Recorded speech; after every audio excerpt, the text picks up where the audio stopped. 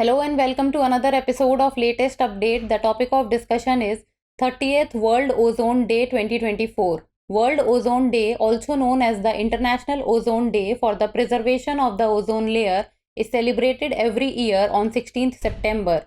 In 1994, the UN General Assembly proclaimed 16th September the International Day for the Preservation of the Ozone Layer.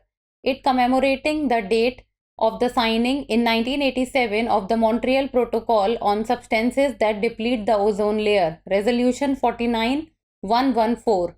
The world community, realizing the adverse effects including skin cancer, eye cataracts and natural ecosystems of depletion of ozone layer, signed an international treaty, the Montreal Protocol on Substances that Deplete the Ozone Layer on 16th September 1987. This World Ozone Day offers an opportunity to focus global attention and action on this vital environmental issue. In India, the Ozone Cell, Ministry of Environment, Forest and Climate Change, Government of India has been celebrating the World Ozone Day since 1995 at the national and state levels. About Montreal Protocol.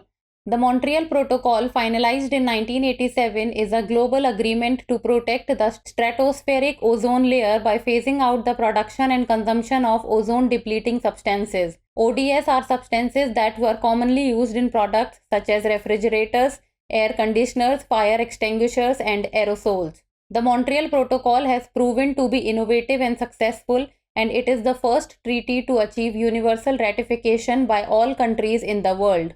Under this treaty, all parties have specific responsibilities related to the phase-out of the different groups of ODS, control of ODS trade, annual reporting of data, national licensing systems to control ODS imports and exports, and other matters.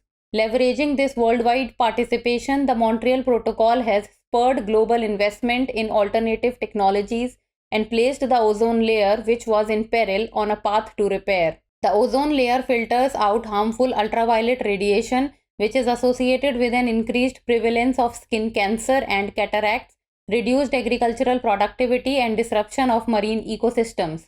Now it's time for the practice question.